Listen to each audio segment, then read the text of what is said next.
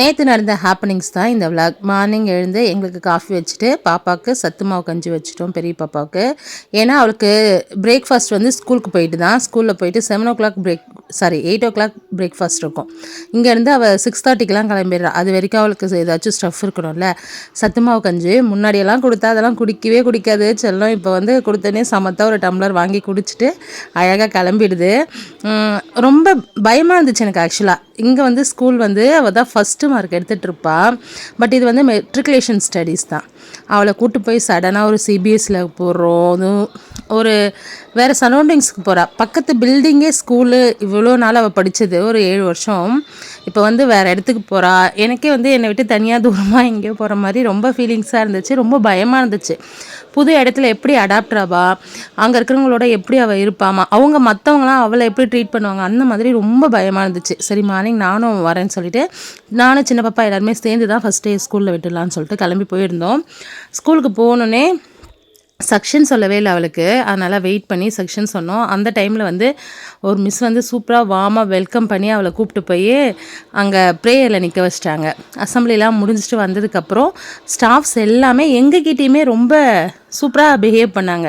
அப்புறம் அவளுக்கு B section சொல்லிவிட்டு அங்கே எடுத்துகிட்டு போய் கிளாஸில் உட்கார வச்சுட்டு நாங்கள் விடக்குள்ளே சுற்றி இருந்த பசங்களாம் அவங்கள சூழ்ந்து வெல்கம் பண்ணி அவங்க நேம்லாம் சொல்லி அந்த மாதிரி அவங்க ஒரு மாதிரி பேச ஆரம்பித்தாங்க. அது பார்க்க ரொம்ப ஹாப்பியாக இருந்தது. பாப்பா தனியாக இல்லை அப்படின்ற ஒரு ஃபீல் இருந்துச்சு. அங்கே விட்டு மேம் கிட்டே சொல்லிட்டு வந்து பார்த்துக்கோங்கன்னு அவங்களும் கண்டிப்பாக பார்த்துக்கிறேன்னாங்க. ஆனால் என்ன யாருக்கும் தமிழ் தெரியல, அது ஒன்று தான். அவளுமே வந்து அது மட்டும் கொஞ்சம் கஷ்டமாக இருக்குமா, மற்றபடி எல்லாமே ஓகே, எல்லாரோடவும் ஜாலியாக தான் இருக்குது, ஒன்றும் பிரச்சனை இல்லை அப்படின்னு சொல்லிட்டா.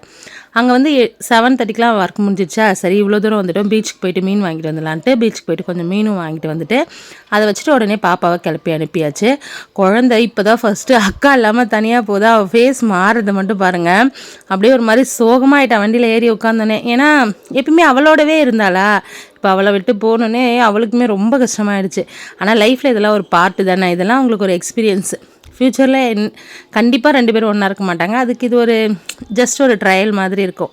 நானும் கடகடன்னு மீன் குழம்பு வச்சுட்டு இட்லி போட்டு சாப்பிட்டுட்டு கிளம்பி ஆஃபீஸ்க்கு போயிட்டேன்.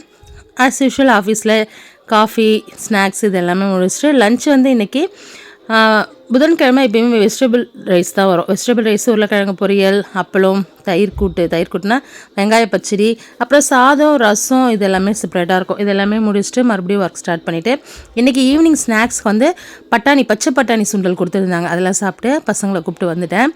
பாப்பா மதியமே வந்துட்டு அவங்க ஆயா வீட்டுக்கு போயிட்டு அவங்க ஆயா கூட இருந்தா. அப்புறம் யூனிஃபார்ம் வாங்கிட்டு வந்திருந்தாங்க. எல்லாமே ரெடிமேடாக தான் வாங்கிட்டு வந்தது.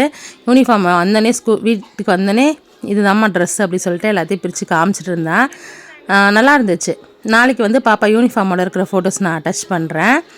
என்ன கொஞ்சம் பெருசாக இருக்குது அப்படின்னு சொல்லிட்டு இருந்தா, பரவாயில்ல இருக்கட்டும் அப்படின்னு சொல்லிட்டு பசங்களுக்கு சாப்பாடு போட்டு ஊட்டி விட்டுட்டு இப்போ என்னோடய பொறுப்பு தான் அதிகமாக இருக்குது. என்னென்னா நான் ஹோம்ஒர்க் சொல்லிக் கொடுக்கணும். இதுக்கு முன்னாடி அங்கே அவள் படித்த வரைக்கும் நான் பெருசாக கண்டுக்க மாட்டேன். அவளே எல்லாத்தையும் பண்ணிவிடுவா, என்ன ஹெல்ப் கூட கேட்க மாட்டான்.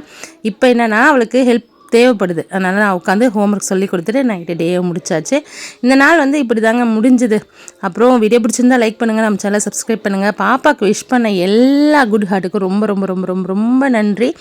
அவள் இன்னும் நிறைய சக்ஸஸ் அவள் லைஃப்பில் ஃபேஸ் பண்ணணும்னு நான் ரொம்ப ஆசைப்பட்றேன். அதுக்கு எல்லாத்துக்குமே உங்களுக்கு ரொம்ப ரொம்ப நன்றிங்க. அப்புறம் நாளைக்கு வீடியோவில் பார்க்குறேன். மறக்காமல் வீடியோவை பார்த்து சப்போர்ட் பண்ணுங்கள். Bye friends.